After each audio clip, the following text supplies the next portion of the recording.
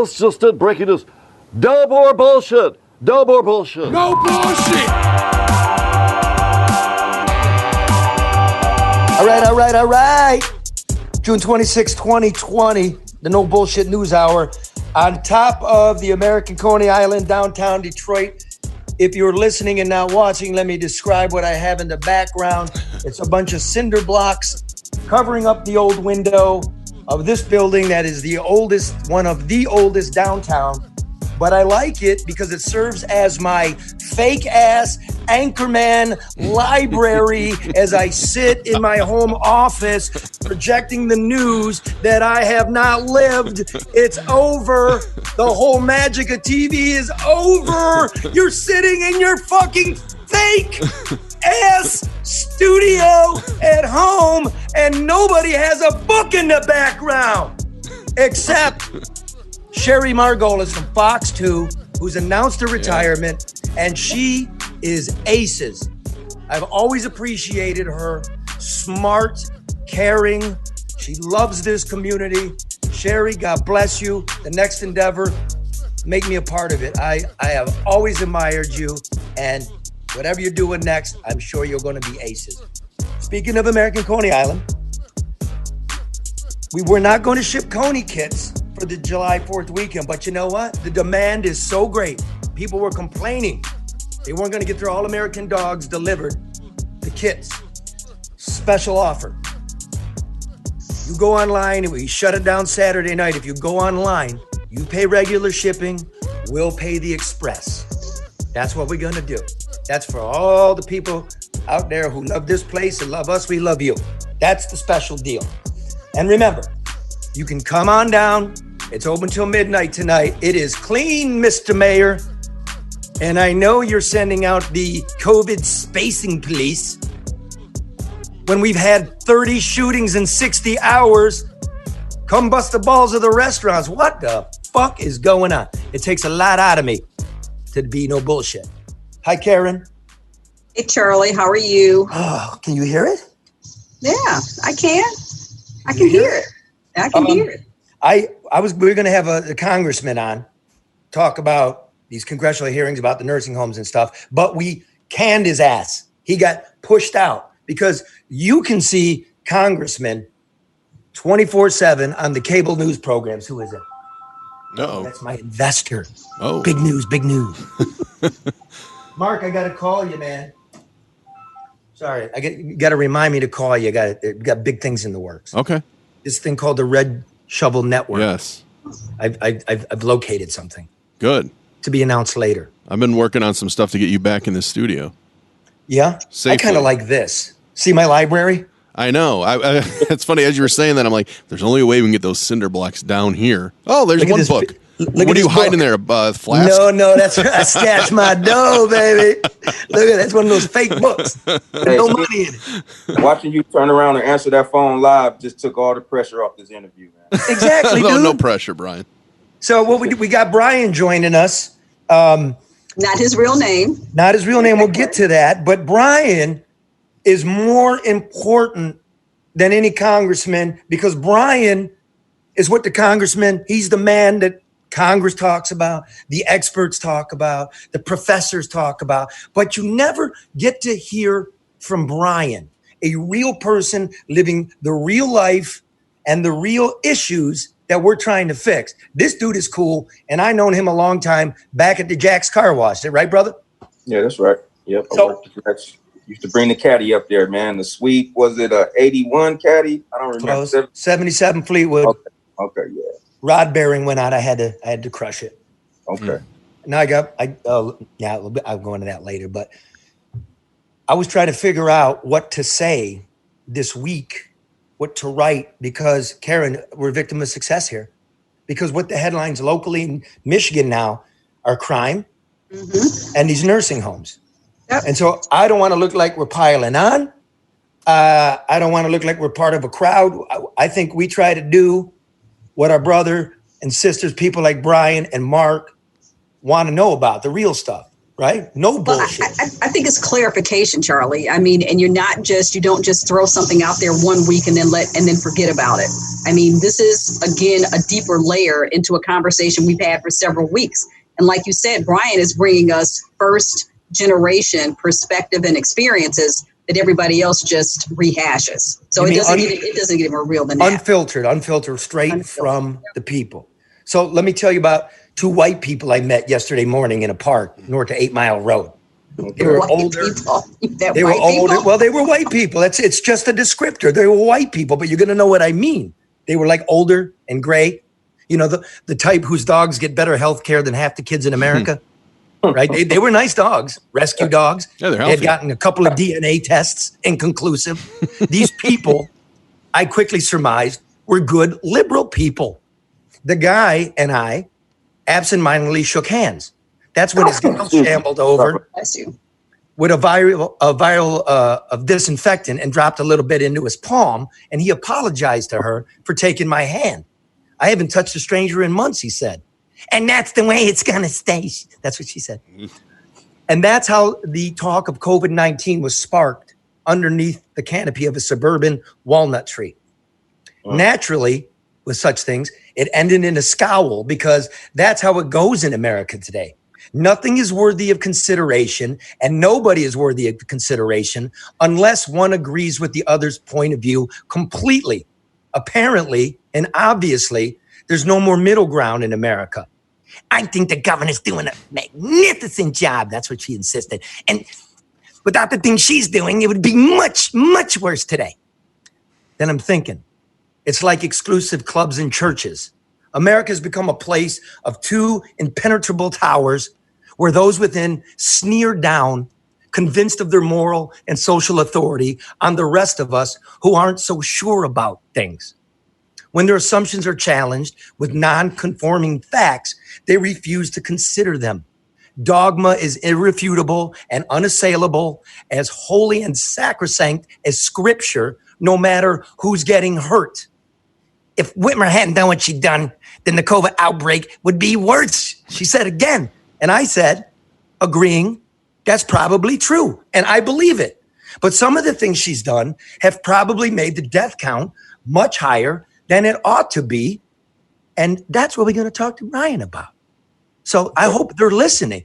They were scarcely aware of the governor's executive decision to commingle the infected elderly people into nursing homes that also housed the uninfected elderly. Right, Brian? Yeah. Okay. As a probable consequence, this is one you haven't heard, and it's true. Michigan has the highest death rate in America among those who contracted the lung virus, nearly 10%. New York, 7.5%. Jersey, 7.8%. Connecticut's 9.2%. We're 9.9%. Wow. Why? Why does the practice continue today? And Whitmer stubbornly defends it, though most, if not all the other states, have dropped it. Think of that. So now here's what I did. I called around to nurses, medical staff, and inspectors in these places. In 5 Metro Detroit nursing homes alone, the reported death count, the self-reported death count by the nursing home may be short by at least 188 people. And making matters much more murky, Michigan does not publish the death count in the other elder care facilities like group homes and foster homes as the other states do. Well, Michigan has more black people, she said with true conviction. And we know this disproportionately attacks black people. And I said, yes, it does. And we need the data as to why. Does it have to do with our health care? Does it have to do with negligence? Are there more nursing homes in Detroit? Because it got nailed. But then I said to her, but the thing is, New York has more black people. So does Florida. So does Texas. So does California. So does Georgia. And we have a higher death count, just a higher death count than 4 of them. And they're bigger states. And a higher death rate than all of them. Why are we the only state that allows nursing homes to say open to COVID patients while we continue to close gymnasiums? Wow. Seriously, it should be a fair question among reasonable adults looking out for their own society, because the answer could mean life or death for the most vulnerable among us, including her companion, who had lung problems, he told me, and hadn't touched another human being in months until he touched me. To which she says, well, I know doctors and I read data too. And she's doing a fantastic job. And then off she went with a scowl to do her video conferencing thing. And you would have thought by her face that I had licked her hand. Jeez. Somebody say something. I'm spent. I'm trying, Charlie. You guys, they're doing my lawn again. I guess I got to change the schedule because it's always doing this. You know, the credit for the good things that she has done that this lady is talking to, I think some of that should go to the populace for actually staying home. Responding appropriately. Not doing. Now, if you want to give her credit for getting that message to people appropriately, fine. I'm not going to argue that. But, you know, we did what we thought we should do too for as long as we could take it. Now, the other people that don't have that choice were the vulnerable in these nursing homes where she had the choice to not move them. We were all told, don't move, don't go anywhere, stay at home. And who are the people moving around? The ones that don't have the choice to stay home because she's moving them from hospital to home. It's just, it boggles the mind as how there's one message for a group of people, you know, to do this and do that, and they do it. And then the other ones who don't have that choice, she's in control of, and that's been an abject failure, period. Yeah. We talked early on about there not being any consistent guidelines and protocols to make sure that entities like nursing homes and other areas where there wasn't cross-contamination or where there were rules and regulations to ensure that those vulnerable would be protected, and there have not been. So well, I think it's the void. You know what? They also didn't have personal protection equipment for the workers in these places who are probably the ones passing it around. Like, we were last to get that done. We were last to get them tested. Now, there's a story in the New York Times, a governor on her own with everything at stake, right?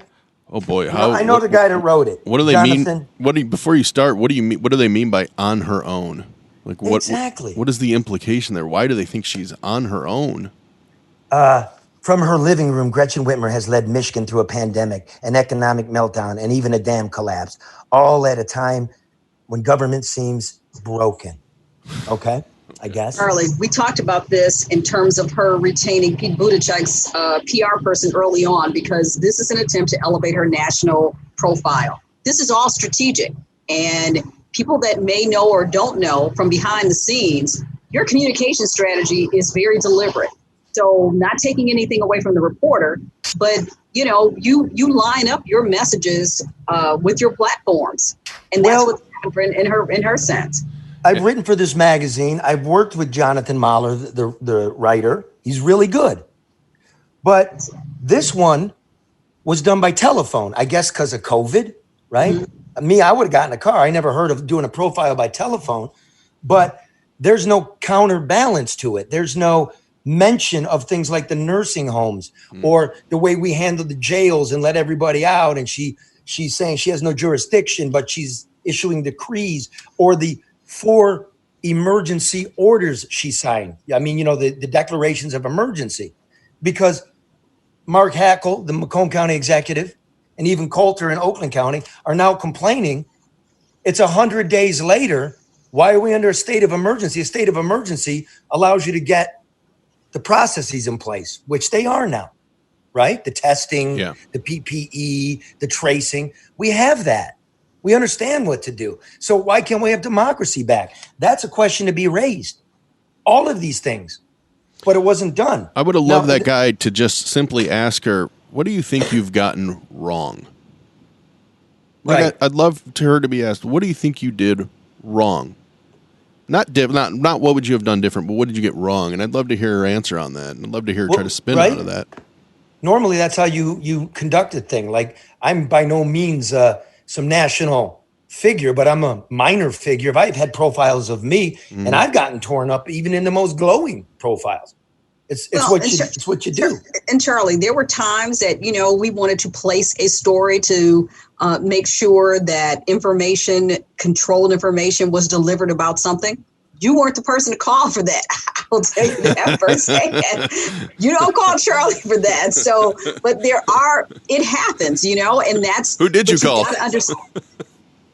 But you've got to understand, in PR, and in media management, that's part of it. Charlie was never part of that equation because you had to have your stuff right. And you are supposed to ask questions. You don't just take information and redistribute it or reprint it like we see a lot here. I see press releases that are literally coming from the city that are reproduced.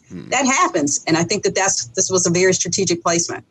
Be honest, Karen, right? It's like after, say, the state of the city, you guys would give each outlet an interview, and you would pick the reporter. You would tell the outlets what reporter you wanted there. Is that correct? That is correct. And also maybe identify a reporter prior to. So by the time the mayor is speaking, the information, the speech, the details are already out. It's hitting. If you embargo information, it's all strategic. Let me just say that it's strategic. Well, and I think people have figured that out now. That's what the upset with media is. It's like I'm being manhandled, manipulated, right? And I don't like it either.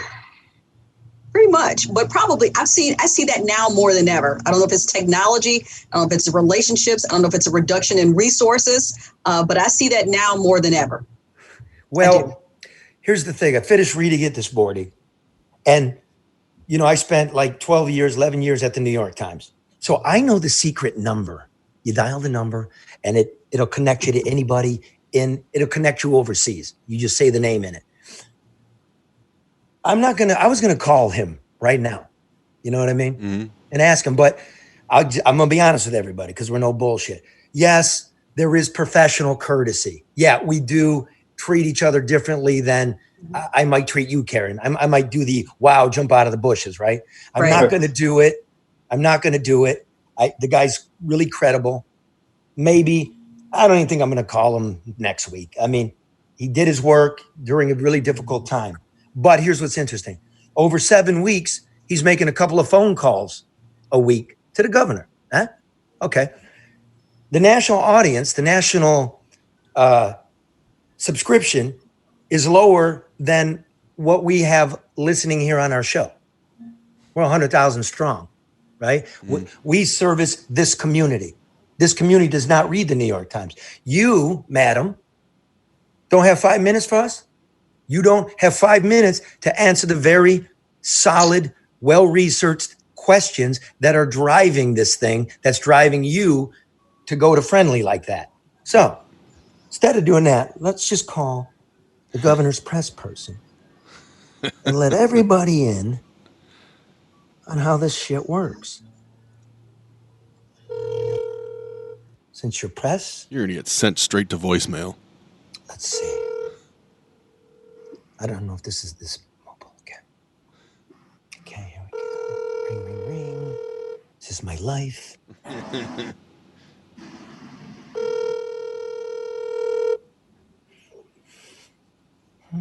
Yeah. Okay. You're not being sent to voicemail yet. I'm locked in. She knows I'm calling. Yeah. You reached the voicemail box for Tiffany Brown, press secretary for Governor Gretchen Whitmer. If you need to reach me immediately, you can send me a text message or an email at brown like the color. Well, why not? She's a public official. Michigan is spelled out. Or you can leave a voicemail message, and I will return your call at my earliest convenience. Oh. The mailbox is full and cannot accept any messages at this time. Goodbye. That's interesting. Hello? Hello? Tiffany? Hi. I'd like... You might as well just yell out that window that's got all those cinder blocks in it. My library? Yeah. Tiffany! Tiffany! Okay, let me send a quick text. It's having the same effect. Okay, here we go. Yep, well, I still didn't get the last couple answered. Good morning, Ms. Brown, it's Charlie LeDuff, period. Just trying to get a telephone interview, 5 minutes, a couple questions for the governor. Be greatly appreciated. Thank you so much. Looking forward to your reply. Bye-bye. And yeah. Okay. All right. And that's how it works, folks. That's how it works. And it all started because this millennial communications director, with Zach Pohl, I believe, when he was running her campaign communications, got real mad at me when I rung up the lieutenant governor for having the ghetto house that he never fixed up and got special breaks for it, and then sold it to some murky LLC to recoup his losses. And by the way, it still hasn't been fixed by this murky LLC and is supposed to be taken away. So there's different rules, and that's what's pissing you off. But we won't stop. We won't stop. We just want the shit fixed. Fix the shit. Right, Brian? Right. Fix the shit. Now, before we get to Brian, I want to let you know about Luke Nowacki. Maybe you're a big-time city official who can travel with your entourage on the people's dime. Maybe you're a contributor who gets hooked up with those contracts isn't kicking into the kitty, you know. But if you're not among the elite who can make your pals' pockets fat off we the people's money, if you actually work for a living, call financial specialist Luke Nowacki at 248-663-4748. Grow your assets from annuities to individual retirement accounts to college savings. Make that call now. Your politicians, not to mention your children, are depending on you, their children, your children, all the children, the most important lives there are, all children. That's what we're responsible for. So Luke can help you. 248-663-4748. Hit me with the disclaimer. Oh, I wasn't ready. Oh, it's the junkiest ass show in the business. Shit. That's Okay, now right. I'm ready for it, though. Hang on. All right, 3. Securities and investment advisory services offered through Royal Alliance. Ready? We'll fix it in post. No, we won't. Hit me with that disclaimer. Securities and investment advisory services offered through Royal Alliance Associates Inc. Member FINRA SIPC. Royal Alliance Associates Inc. is separately owned, and other entities and/or marketing names, products, or services referenced here are independent of Royal Alliance Associates Inc. Yeah. What a great dance. Never seen a disclaimer dance. It's beautiful. Let me tell you about ADR. You're a construction outfit doing business in Michigan. How do you navigate the bureaucracy? How do you keep to the rules? How do you grow your company? And how do you keep their hands out of your pockets? How? You call Barry Allen Tuck at ADR Consultants. Honest, ethical, smart. 248-318-9424 for a consultation. Costs you nothing. ADR Consultants are experts in procurement, government compliance, information technology, and property management. Get the job done right, on time, on budget. ADR Consultants, 248-318-9424. Go with ADR for your company, municipality, or law enforcement agency. Beautiful. Right. It's a lot, Charlie. I know, and it's hot as fuck up here. Everybody is thinking that you're in an alley. I guess they missed the opening of the show when you said you're on top of American Coney Island. And Brian, not his real name, is wearing a mask because he is appearing anonymously. Everybody's asking, why does he have a mask on in his own house? So I'm just trying to answer some of the questions that people are posing. Yeah, open That's that window called a up. professional show. That's called a professional show because Drew's like, you got to remind him. And Karen just did it because Karen not only was basically the Mata Hari behind the mayor in this town, a big political figure, she had a radio show, Drive Time, for 3 years. Karen's actually the pro here. I've learned from Charlie. Brian, you missed the pitch. It's called the toss to you. So Okay. We'll fix that in post. Do it again, Karen. I have to do it organically. But no, I was saying that we are talking to Brian, not his real name. He is wearing a mask because he's appearing anonymously. We don't want any pushback for Brian being here and telling us the truth and giving us some insight that no one else has offered. Brian, thanks for being here. You're very welcome. And yes, that is correct. I don't want any attention, any pushback, any messages or anything about this. I just want to just put the story out here and I thought it would be better for me to conceal my identity, you know, in the long run. Okay, that's fair. But you're not bullshit, right? You're like a real guy who I knew way back in the day at Jack's Car Wash. And we've been doing the business about what's going on in the nursing homes. And you started working at one and you reached out to me for the old time's sakes, right? You noticed what we were doing and you had some shit to tell me. Yeah? I saw a topic one day that you posted. I forgot exactly what it was, but it was talking about, you know, the nursing homes. And I was like, wow, man, maybe I can, maybe I know some things that they don't know, you know, what's going on. Because I was wondering why I kept seeing older people at the job pass away just week after week after week. You know, I would, even though I didn't really have day-to-day direct contact with them, I would be in the same room in passing every single day. I would, you know, pass by them. It probably was, I would be 6 feet from them, but I would be close enough to where I can speak to them and they can speak to me, you know, and you worked in the kitchen. Yeah, I worked in dietary up in the kitchen. So all in suburban, or I don't know if it's suburban. We're not going to say. It could be in the metro Detroit. It's suburban. It's not in Detroit. It's a close suburb of Detroit. Okay, a very big facility. Huge. Okay, so now I call you. You call me and we're talking. It's over the Father's Day weekend, and my wife's getting a little hot under the collar. We're having a romantic weekend away. I said I'd call you back this week, and I called you back this week. And what happened, Brian? When you called me back this week, I was fired. I was fired Monday. And the reason they gave was because I have a criminal background, which I do. I have a felony from 2003, drug felony. I pled guilty to it. I got probation, and that was that. But what was the drugs? The drug was crack. I was selling crack. How much you get caught with? I got caught with 48 grams, 2 ounces. 2 ounces. Now the recipe for crack is about 1-to-1 water, baking soda, and Coke. So that was an ounce. That's eight balls. Eight balls is about a fraternity party in Ann Arbor on a Saturday night. So you are carrying. Did you have a weapon on you? No weapon. So a nonviolent drug felony that you're carrying around. How many years later? 17 years. 17. So you were a really young guy. You're now a middle-aged guy. Who wants to work in a nursing home right in the middle. You begin in the middle of a COVID tidal wave.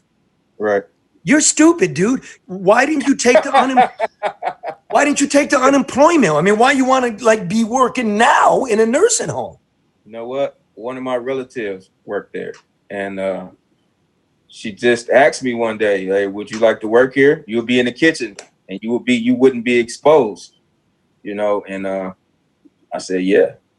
So that's how it went. It's just like simple as that. So they told you were fired because they found out about this felony, which I find that hard to believe they didn't know about that when they hired you. Why do you? He said he put it on his application. I swear to God. I put it on my my application. And when you have to do a background, you have to put your information in the computer for them to search your background. I put it in there too. I didn't want to waste my time nor their time. So why, two things. Were you ever written up for any problems in the time you had worked there?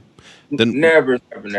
As a matter of fact, I got a promotion last week. I got a promotion and a raise, right? The raise didn't go into effect yet, but I got a promotion and a raise. So neither me or my immediate supervisor had any idea of this. So why do you think you were fired? I think I was fired because they didn't need me anymore. I think that they see that the numbers are going down, and you know, they were scared at first. They was like, "Well, we ain't finna do it. You know, we gonna get some undesirables, who they deem to be undesirable that they would never hire before. We'll get them now." Who's that? There are two components in here. One, because Charlie was laying it out, like you could be like a lot of people would assume you were or are, and you're not. You didn't sit at home. You weren't collecting unemployment. You saw and took advantage of the opportunity to work. The other side of that is that you were a fill-in in an area where this organization felt like they wouldn't put someone that they did not want to risk because of the exposure. So I don't want people to miss those two items here. I mean, because they've been tossed out, but I want people to really hear that, you didn't stay home. And two, you were being given not an opportunity. You were their defense mechanism. Yeah, exactly. Because the owners came, they didn't come on one of the days that I was working, but the owners only came there one time during the entire, then during the entire 87 days that I worked there. Oh no, 83 days, I'm sorry. The owners only came one time there. Wow. So now, listen, how long were you working there before you got canned? I was working 83 days. 83 days. So that's a week from 90 days. Correct. And I don't know, what happens in 90? Does anything happen there at 90 days? Yeah, absolutely. You get benefits. You get a benefit package, and you, depending on what department you're in, you become part of a union, which my department did have a union. So you get a raise, benefits, and a union, some worker protection. Mm-hmm. See, that is common in America too. Lots of people out there know that. That happened to my brother. You know what I mean? That happened. Mm-hmm. So let's go. Karen's like this. I think I'm going to say my way what Karen said, which is people look at you as the stereotype, and you weren't. Not a guy that was sitting at home, not a guy that didn't want to work, right? And yet you are the stereotype. You're the American worker who has no job security, gets steamrolled when he's about ready to get some solidity in his life. You're a black man who's carrying around a nonviolent drug offense for 17 years. That shit's hanging over your head. It's crack. It carries a much heavier burden than powder. And now you're working in the, I don't even want to say the cliche of all jobs, but my God, dude.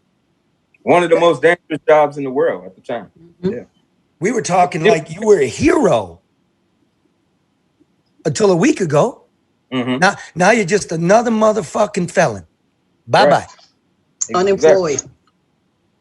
Unemployed. And I don't even get started. I don't even want to get started on how difficult it is with this unemployment, right? That's a whole nother story. Oh, do it. Here's another cliche, but true. Tell us, you're trying to get unemployment. Can you get it? Well, I finally got somebody on the phone after the third day, and I did not qualify for the regular unemployment. He said I should try the PUA, which is the pandemic unemployment. Mm-hmm. And did you? Well, to be honest with you, I don't remember my passwords. I only filed in 2016. That's the only time I ever filed before, but I don't remember my passwords to get back on.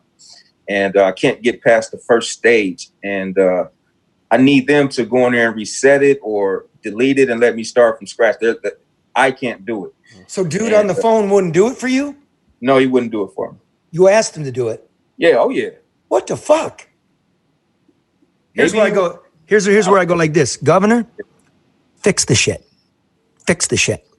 Because I'm reading the New York Times article, and the excuse for why the hospitals couldn't communicate with each other, why unemployment doesn't work, why everything's fucked up is because of what I inherited, what they left. Well, when you're in the job for a year and a half, you don't get to do that. And Trump doesn't get to blame Obama. That's not what we do. You fix the shit. I'm sorry, because this is my brother here. Brian is one of ours, man. He's a regular guy, did some shit in life. You know what I mean? Life goes on, you grow. I need my friend here to be not helped, to be given something to stand on while he gets his knees together. You know? But this is one of those simple things. This is like companies that don't listen to their voicemail. When it's circular, press 1, it takes you back to 0 and you never get to anybody. Right. So if that guy couldn't go in and reset your passwords, then there should be functionality on the website for you to do that.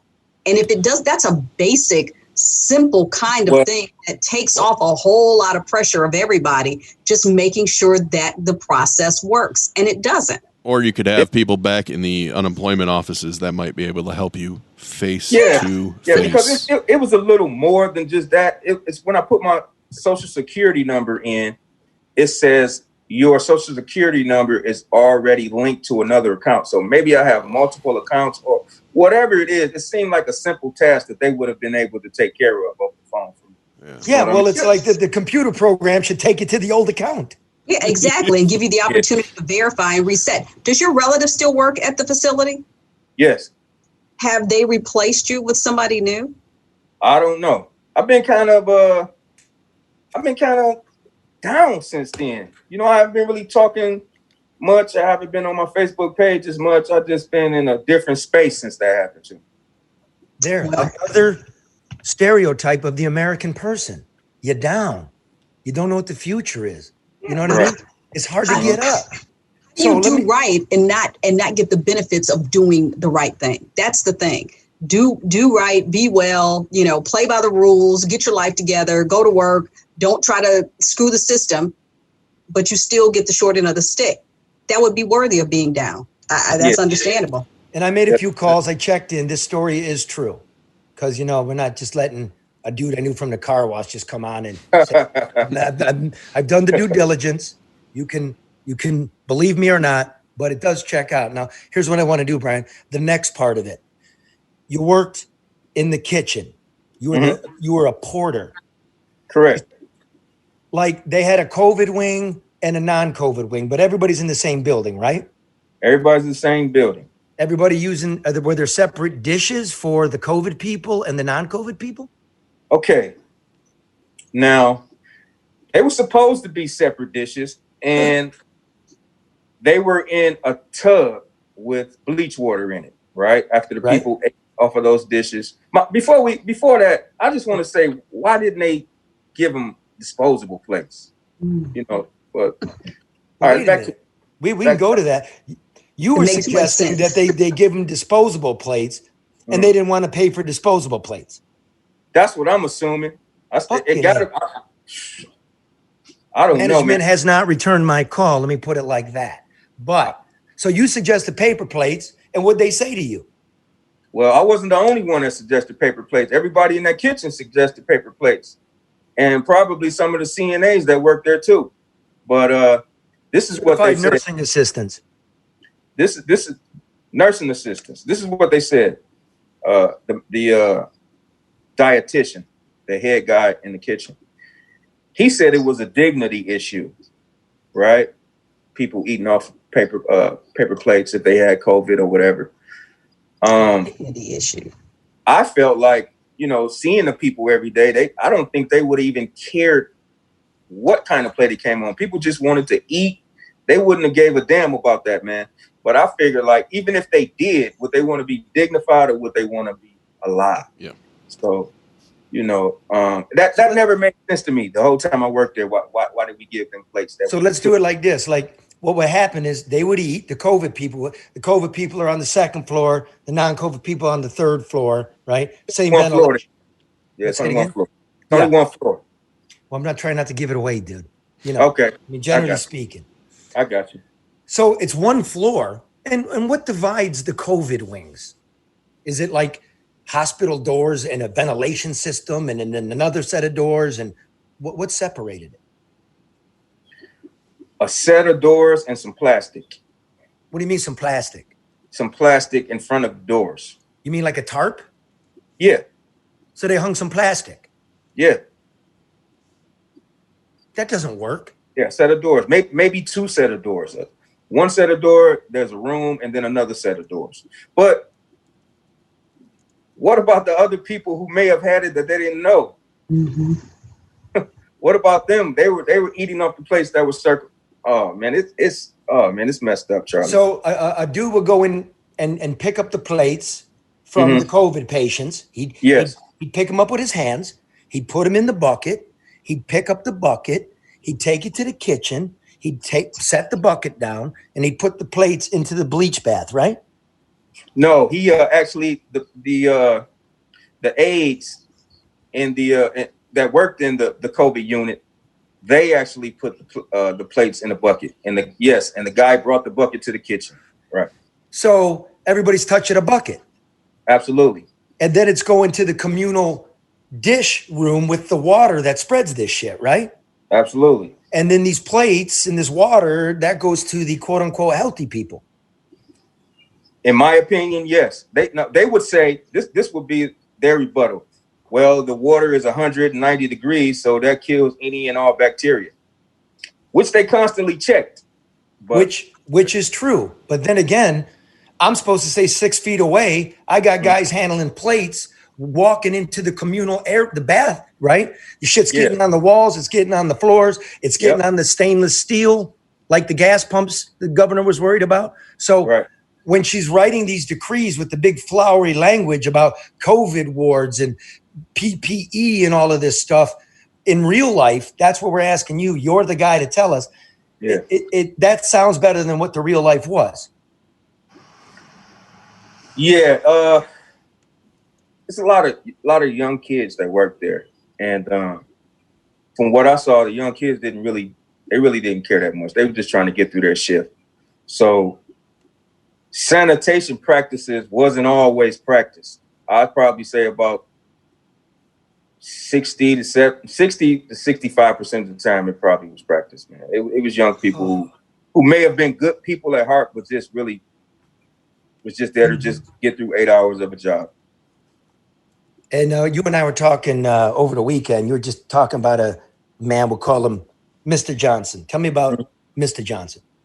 Mr. Johnson, I was walking through the ward that he was on, and he was COVID or non-COVID? No, he wasn't on the COVID ward, but he was just sitting in his chair there. He was a real cool older guy, and I spoke to him one day, and I think I spoke to him the next day, and about the third or fourth day, I didn't see him anymore. He looked perfectly healthy though.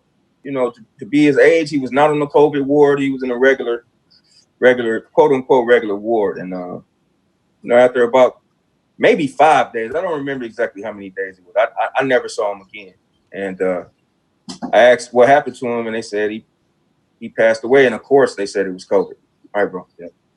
And of course, they said it was COVID. So whether it was true or not, I don't know. But I saw that over and over again the time I was there.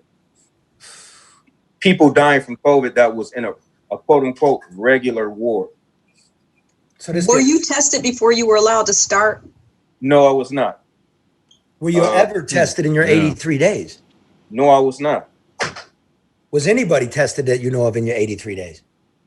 Well, they did have one testing day right before I was let go, but for 2.5 months there was no testing.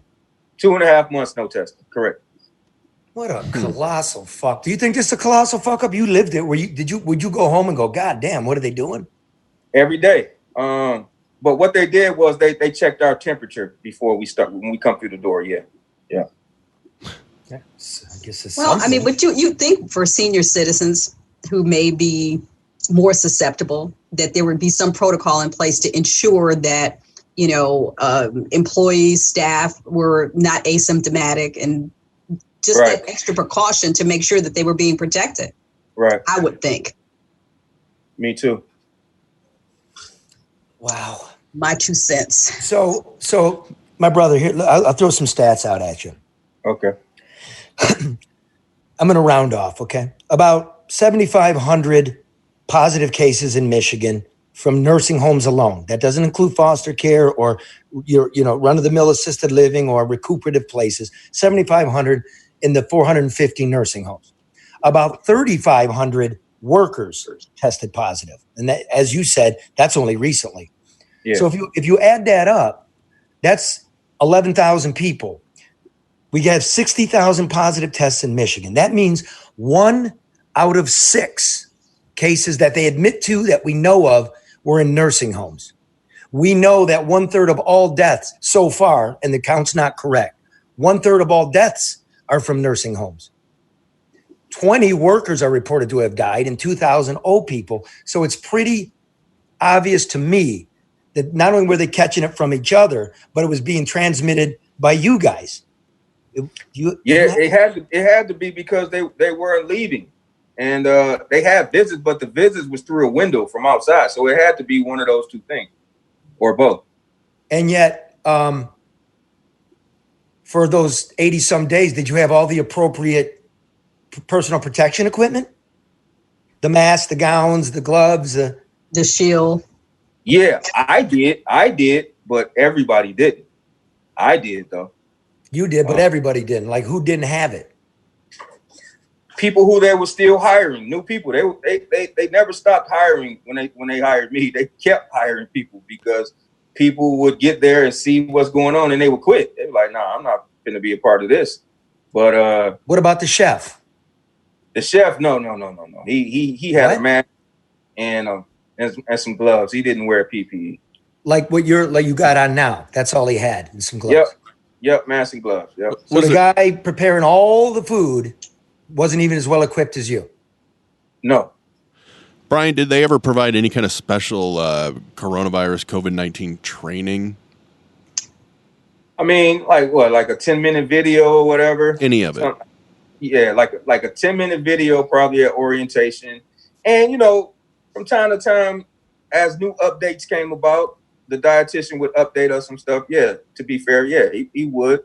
But just the dietitian? Is this nursing home? Is it a small one, or is it owned by a big conglomeration that owns multiple homes? It's private, but it's private. But it's pretty big though. So they own other nursing homes. Oh yeah. So let's review. The chef doesn't have the full equipment. Nobody's getting tested.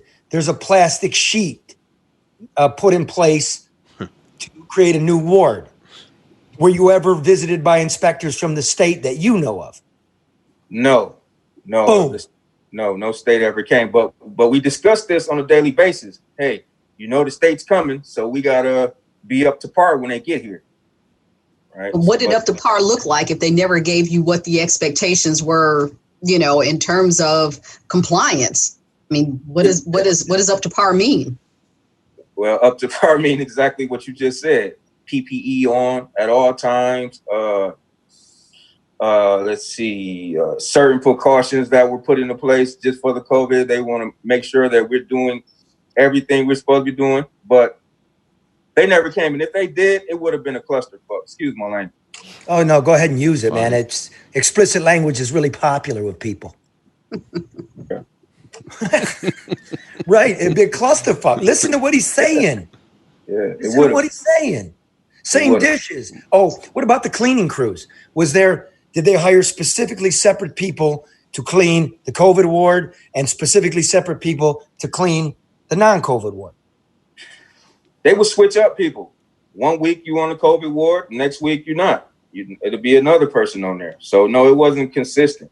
So they're cross-mingling. That's cross-contamination, yeah. Without being tested. So they're like, this week you got to do it. Next week you go back to the non-COVID and you go do it. Everybody got to take a turn. Yeah, I mean, even back there with the kitchen, the servers, the people who would serve the food, they would switch them out from day to day. One day you work in the COVID unit,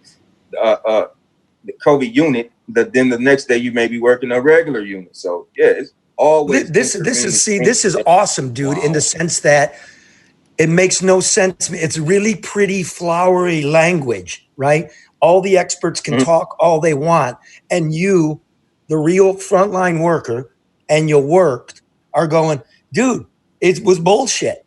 That none of that shit that they talk about is true. Is that fair for me to boil it down like that? Yeah, it's 100% fair. I remember one day I was outside on my break, and I was smoking a cigarette, and a couple pulled up next to me in a pickup truck. It was an older black couple from Ann Arbor. And he asked me, this is like the first month I was there. He said, "Hey, man, is this the place where we bring the people who have coronavirus? My brother just got sick. I need to drop him off here." And that kind of like blew my mind, man. Even though I knew it was happening, for somebody to pull up next to me and ask me that, it was just crazy, because it really sunk in what was going on. He was instructed to drop his sick one there and not at the hospital. Yep, his sick brother. Yep. That's some dumb shit, and we're still doing it, Brian. Yeah, we're still doing it. And look, in New York, New York, and kind of invented this, and we copied it. And once they got caught out and realized what was happening, they stopped it. And the governor in New York is still getting drilled for it, right? I'm not really interested in doing the tail of the tape and going backwards. I'm trying to go forwards. And we all know this is bad science. And if there is going to be this second wave that some predict, then we still don't have the situation figured out that you lived. And I find that to be outrageous. And I hope that the powers that be respect you enough to consider what you're saying, because you're the expert now. I know I could hire you to fix some shit in there. Yeah. Absolutely.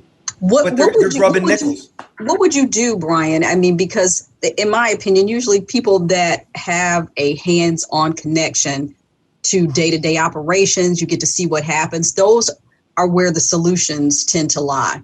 If you had to advise the governor on 1-2 things that need to happen, what would you tell her needs to be done in nursing homes to protect both the staff as well as the patients? Excellent question. Well, first thing I would do is, before you're even hired, you would have to have a test, COVID test. They do that now. Finally, they're doing that.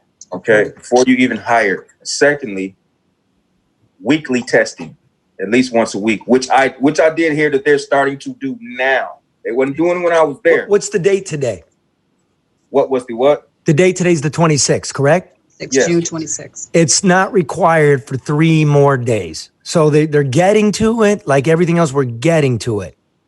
So they're doing that. So those are 2 recommendations. But what about required separate crews? What about having to install real, like, hermetically sealed doorways with, vacuums?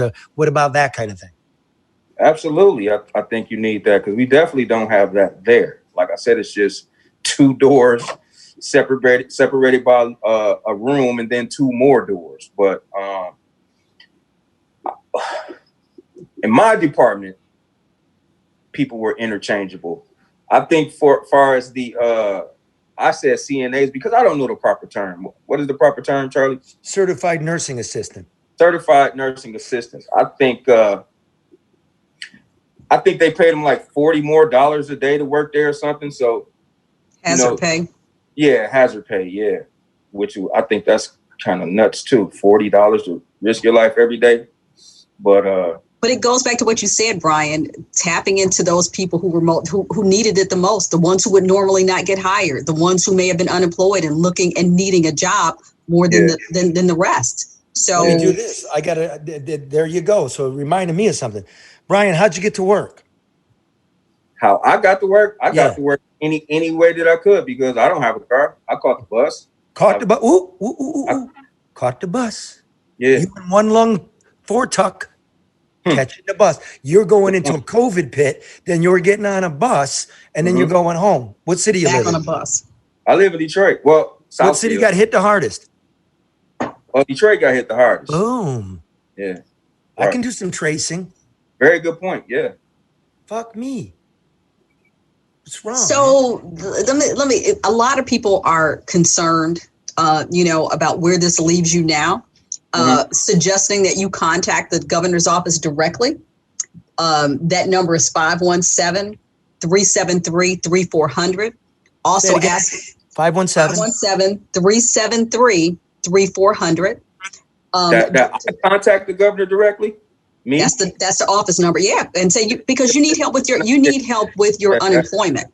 Well, here's this. I want everybody that cares about this issue to call that number and ask, please fix the shit so we don't go through this again. Now, I will also ask, I'm going to do it. And you're not going to fuck me here, Brian. Okay? Can I just say one thing real quick, Charlie? You say anything you want, man. All right. Even if the governor said that she wants me to call her to clear up my unemployment, she wants me to call so she can know who I am and where this place is. So let's just get that out the way. All right. Let me go like this. Nobody's saying that. I'm saying some of our listeners are saying you should contact your state rep. You should call the governor's office directly. Somebody needs to help to intercede because, and I don't want to get ahead of Charlie, but this puts you back in a position that may, if you weren't the person that you are, fuels another issue that we're now dealing with, and that's increasing crime. You don't have a way to work. You don't have a way to generate revenue. That puts you in a position that some people may say, hey, I got to go out here and do what I have to do to feed my family. Desperation, right, exactly. So, right, which is, how's crime in your neighborhood, Brian? Well, when you asked me where I live, I said Detroit, but I'm actually in Southfield. I'm just cool. Right off the border of 8 Mile, so. I got you there. The funny thing, just speaking of police, call your state rep, right? Call the mayor. Call your congressman. Watch this. The only government that answers your call is the police and the fire. That's the only government. That's why, look, there's a lot of reasons I don't want to diminish them. But the only arm of government that will respond to you is the one that can take your freedom. It doesn't lay out for a happy population.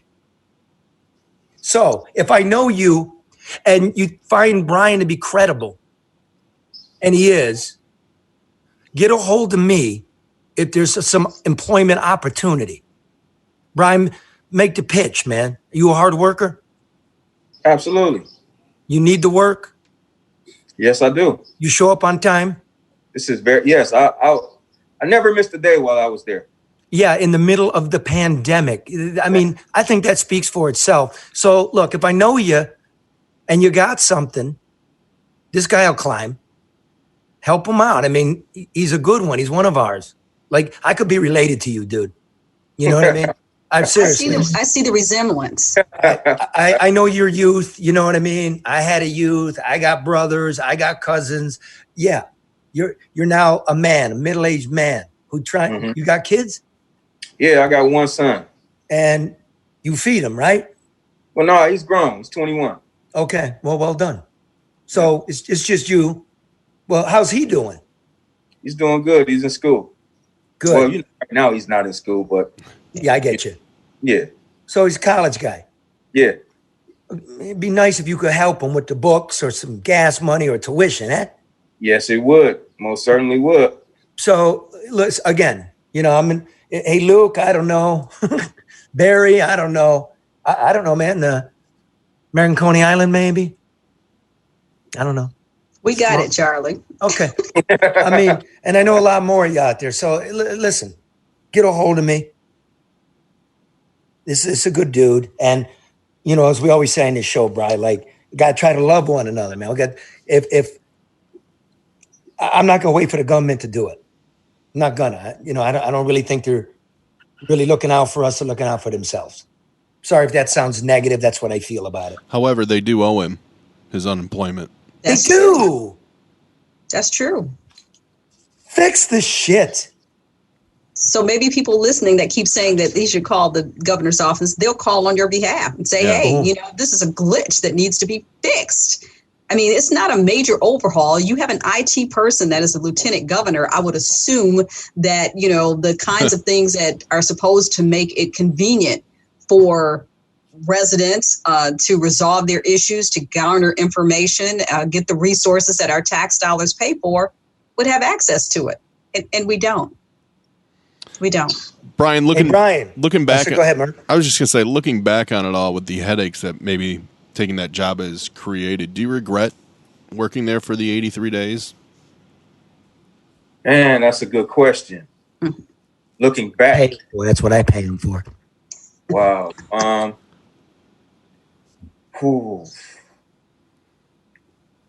don't know if I regret it or not. I enjoyed, helping older people because I like the elderly, man. The elderly is like this show. Every time you talk to them, it's the no bullshit hour. They don't fuck around, man. They don't have time to play around. So they get straight to whatever they want to talk about. And so, I enjoy helping them, man, and talking to them and stuff like that. I almost want to say, yeah, I do regret it because of the situation I'm in at this very moment. Now, next week, it may be different. Who knows what the, side of the coin may flip on next week or tomorrow even. But, shoot, man, today, at this moment, I think I do regret it. Oh, don't say it. Fuck, see, I don't, yeah, you're down. You earned a seriously honest living. You helped vulnerable human beings. Too many people in those places don't treat them with dignity. I hate to hear that. That's true. Some of them don't. That's true. Don't tell yourself that, man. I ended badly, but you did good. And I'm sure the patients appreciated it. Yeah. I did. I can honestly say I did my best. I did my best to not, when I say that makes me a little like, dang, I didn't get tested though, but while I was there working every day, man, I did my best, man. It was almost, sometimes I felt like I was babysitting other people, my other coworkers, man, and just to make sure that we did not pass this thing around, man. But once again, you getting tested, that wasn't your responsibility. That should have been their responsibility. That should have been the law. They dropped the ball on that. That should have been the law. Yeah. Look, the testing at the fairgrounds have been free for more than a month now. Yeah. And how many yet people know it's still not required of the nursing homes. Yeah. Ridiculous. And this show is like the elderly. Sometimes we shit the bed. You know what I'm saying? But not today. Because I appreciate you, brother. I mean, really. Hold on. You're family now. You know what I mean? We're going to try. There's no problem. We're going to try. Do you own a home? No, I'm not a homeowner. No, do you own one? No, I don't. I don't own one. Well, does anybody in your family? Yeah, there's people in my family that own homes. Okay, and here's what you tell them for me. Hall Financial wants them to know that mortgage rates are an all-time low and home values are high. That's why so many people are refinancing right now, Brian. Sure. All right. Tell them they can lower their monthly payments and they could put some money in their pockets, right? Or if they're in the market for a new home, going to switch homes, remember, Hall Financial Service is the fastest in the business. Get your mortgage in half the time. That's why they have more than 1,500 five-star reviews. And remember, appraisals can be done without stepping foot inside somebody's house. Call 248-308-5000 or go to davidhallmortgage.com. Okay? 248-308-5000, davidhallmortgage.com. NMLS number 1467435. Wasn't that smooth as fuck? It was very man, listen, I was about to say, you've been doing this too damn long, man. No, tell him how to be in television.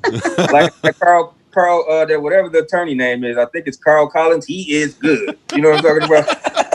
Yes. Hey, Charlie, give 1-800 hit you. I need to plug my phone in. Give me 1 second. The battery's going low, okay? Okay. Yeah. That's the reality. That's the reality of this podcast that I love. But you know what, Charlie? A lot of people, maybe somebody will reach out and offer Brian a job because a lot of comments that are coming through are saying, he shouldn't be in this position. Somebody reach out and give him a job. So maybe something good will come out of this and he won't regret it. Maybe he will, be good at, or this will come out because he's offering some insight that people would have never had. So I want to tell people that are commenting, I apologize. I don't watch them because, I've got them. Yep. And Karen's got them and we appreciate them. We want them to come. What do they think, Karen, so far? Did they is Brian believable? Yes, they do. They're, and I don't want to use the word sympathy, but they support you. They understand. They're saying that you shouldn't be in this position. They're talking about, again, like we always say, that the system is broken. It's not complicated, but they want to see you recover from this. And people are saying, hey, what do we need to do to help? Can somebody, reach out and offer you a job? So you may look back and say you wish you hadn't done it. But after this, maybe you'll say it was worth it. Maybe something even better will come out as a result. Charlie's going to answer that. I hope that wasn't the wrong answer. I wanted to say, no, I didn't regret it. I really did. But I had to just sit back and think about it, really, really think about it, Any answers, it's honest, man. Yeah. Brian, do you feel like you're still, quote unquote, paying your debt to society for your felony 17 years ago? Well, oh man, get this guy a raise over here already, Brad. And how does he get a raise? What about me?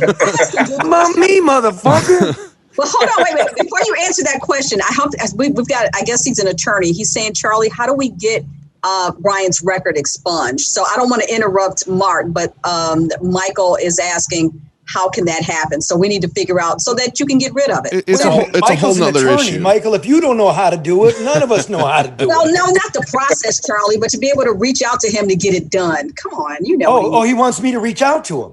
Or Michael, he can reach out to you. I don't know. Here's what we do, Michael. If you're listening, I got it.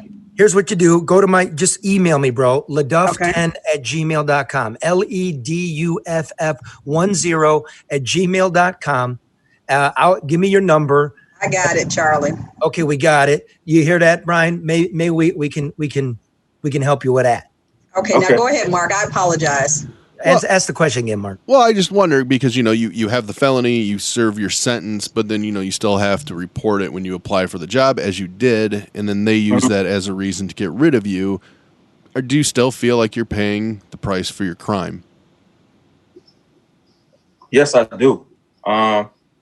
Yes, I do. Do you feel it's justified? No, I do not. Have you committed a crime since that crime? Have I committed one? Yeah, yes, like a felony. I committed a misdemeanor. Yes, I have. It's a misdemeanor. Okay. Yeah. So you're a peaceable, lawful guy. Yeah, for the most part, yes. I'm in my mid-40s. I just want to follow the rules and be left alone. So Are you allowed to vote?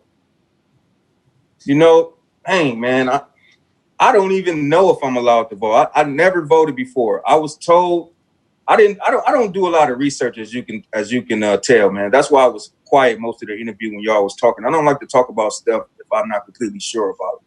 So, but no, I don't know if I can vote or not because I never really checked into it. I listened to what I was told. If I had a felony, then I couldn't vote. So I don't even honestly know. See, and it's another charming attribute, another manly attribute. I don't talk about shit I don't know. That's what experienced human beings do. Beautiful. So, Brian, somebody is asking, what kind of work would put a smile in your voice? Like, what kind of opportunity could somebody bring to you that would make you happy? Well, I'm also a comedian, too. Tell us a joke. The government. There's your joke. Right, exactly. Yeah. What opportunity would bring a smile to my face? Wow. An opportunity to perform, to actually, if you are a comedian, to be able to realize the benefit of that interest and that talent. Would that do it? Yeah, that would do it. Let's not belabor it. He's not figuring it out. Here's what I got it for him. I know what he's going to do. What? He's going to watch people's money, and they're going to pay him for it. He's just give him money. The best job is the lottery. Hit the lottery, and then you do whatever the fuck you want. You can open a comedy club. Basically, I would love to have my own comedy club, but I do have comedy nights at two different places. But of course, that's been shut down since COVID started. That's one of the reasons too why I took that job there at the nursing home, because I couldn't perform, nor me or none of my friends across the Do you know Detroit Red? Detroit Red is a very good friend of mine. Get the fuck out. Oh man, we had him on the show last week. Very good friend of mine. He's funny as shit, man. He's gonna be a correspondent for us. Okay. Yeah, he did that. Yep. All right. Well, let me do this. Let's move on here for a minute, because it's the No Bullshit News Hour, because I couldn't do news anymore that was important, like what you're saying. I think you're the first guy I've heard from that hiding the voice with right. You're the first, just the guy laying it out. So it kind of angers me when I watch the media go along with the propaganda. So it was like this week, the chief of Detroit Police convened a press conference to inform us that he expected a spike in violent crime last week because residents of Detroit were experiencing COVID cabin fever or something like that. But to me, that's verbal peekaboo. Let me give you some stuff. The true picture of violence in this city is alarming, and it's perhaps unsolvable considering the current climate of policing in America. But solve it we must, because murder and mayhem have spun out of control in Detroit throughout the entire year, half of which was spent in lockdown, and you all know it only if you listen to the No Bullshit News Hour. The numbers today: non-fatal shootings, 456, and are up a whopping 60% from last year. Homicides are up 33%, and none of this happened over a single weekend. It was happening months before the murder of George Floyd or the onslaught of COVID-19. Now, dig. There have been 30 shootings in the past 60 hours. Wow. 5 homicides and 31 shootings over Father's Day weekend, including 2 children, and 22 children have been shot since March 16th. Those numbers, my brother, are not freely accessible to the public or members of the press, but they're here for you because you deserve to know them. Now listen to this one. There was a grisly triple homicide kept from the public's ear. 3 men were bound and executed on June 11th. The abandoned East Side house where they were murdered was lit on fire in an attempt to hide the crime scene. Those murders have yet to be tabulated in the official count, which is getting towards 400 for the year. Now, let me give you a comparison. If we were the same size as Chicago, we would have 1,600 murders. Think of that. Now, the police brass offer us this pearl. While violent crime is up in Detroit, overall crime is down. Right. What a fucking kind of crime do you pay attention to? I don't pay attention to COVID cases. I pay attention to COVID deaths. That's the true measure of it. And that's something to hang your hat on, I suppose, that overall crime's down. But dig now, because we're talking to you. Listen to this. Come August, temperatures are expected to rise because they always rise. But those unemployment checks are scheduled to end. Right. So, Mr. Mayor, you're putting out the social distance police tonight to do a fucking tape measure at the bars and clubs and restaurants. That's not what we're looking for. And here's a piece of news for everybody that I'm working on for next week. I don't have it officially, but I got it from Rank and File Police in Ferndale. They're not policing 8 Mile Road anymore. They've been told to stay away from it. They don't want any kind of altercations, nothing to show up on national news. So I guess it's open. You can come up from 8 Mile. You can come over from Alter Road. You can come down from 16 Mile Road. You can come over from Pinckney. And nobody wants to protect us, right? I mean, this just showed we're broke. Brian, man, dude, if you're cool, I'd be so angry. Yeah. And I think a lot of people are, and that's why you're seeing this. We're confused. Angry. And by the way, more frustrated than angry, I think. More frustrated than angry right now. Now I'm getting a lot of this, though, like social media clatter. Like I'm saying in Detroit, we've already defunded the police, right? We did that, bankruptcy and everything.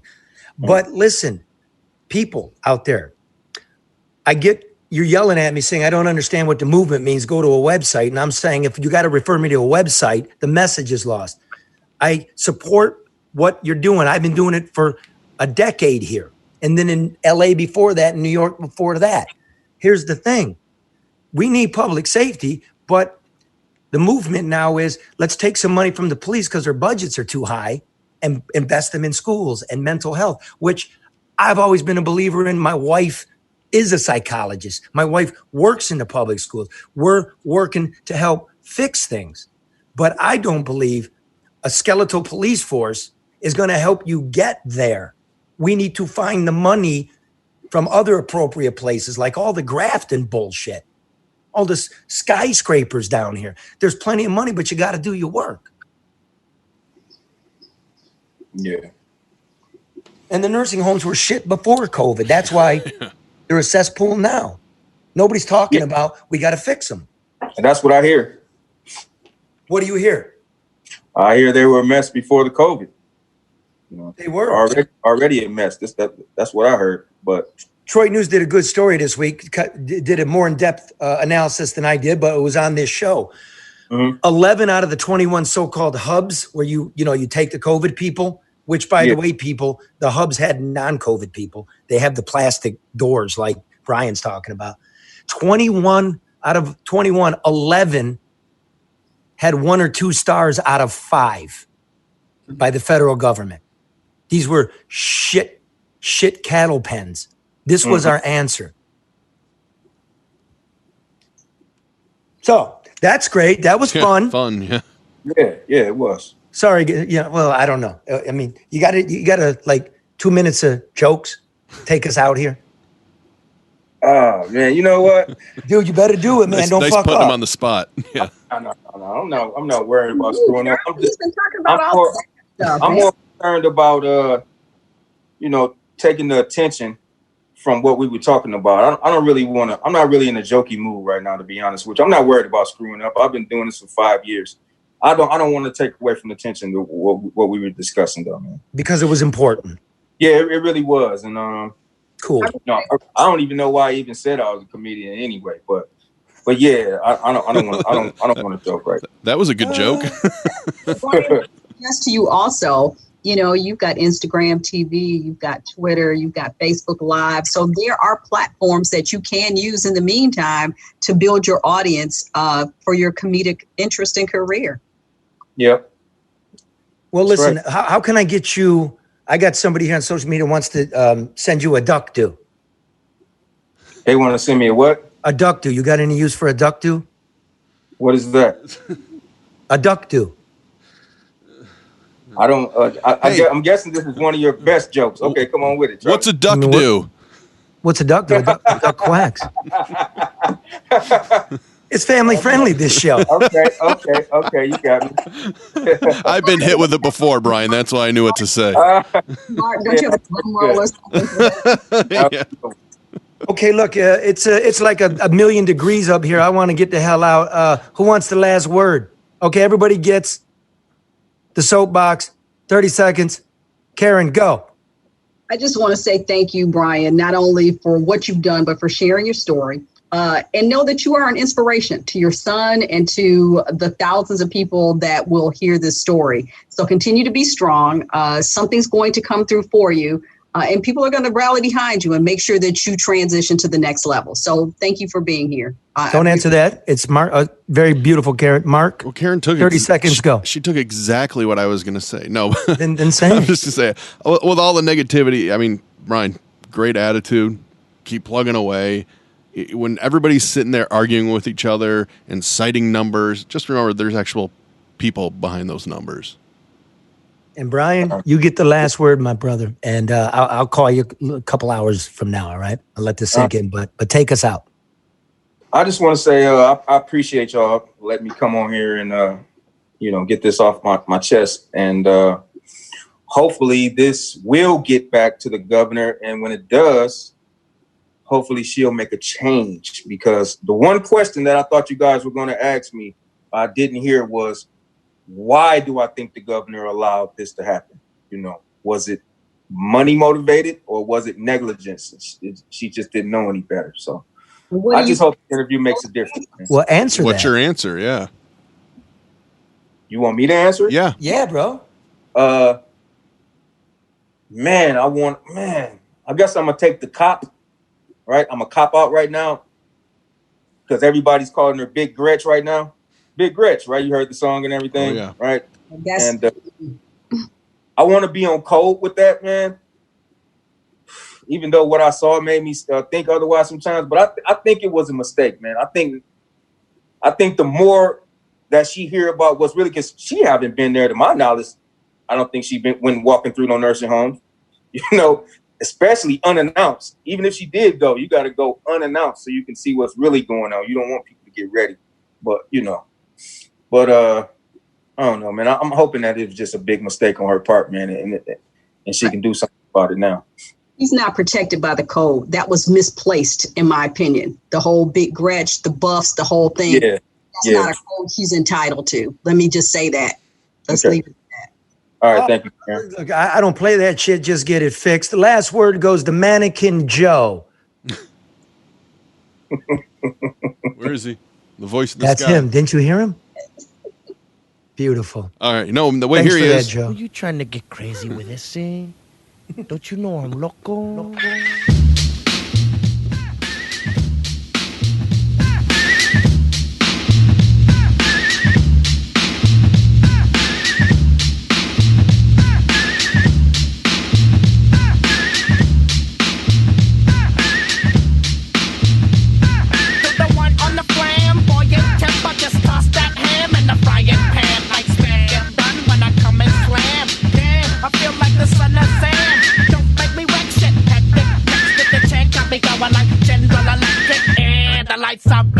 I'm thinking it's all over when I go out drinking. Oh, making my mind slow.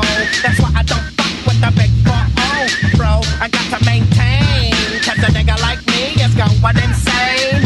Insane in the membrane. Insane in the membrane. Insane in the brain. Insane in the membrane. Insane in the membrane. Undercover, now it's time for the blubber. Blabber, to watch that belly get fat. A fat boy on a diet. Don't try it. I jack your ass like a looter in a riot. My shit's fat like a sumo, slamming that ass, leaving your face in the grass. You know, I don't take a dulo lightly. Punk just jealous cause you can't outright me. Or kick that style, wicked, wow. Happy face nigga, never seen me smile. Rip that mainframe, I'll explain. A nigga like me is going insane. Insane in the membrane.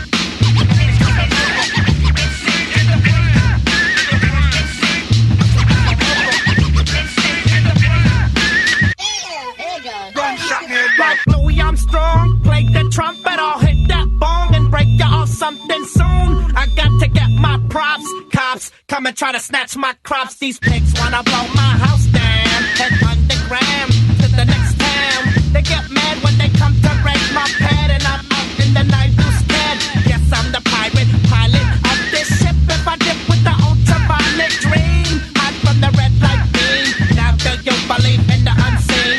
Look, but don't make your eyes strain. A nigga like me is going insane.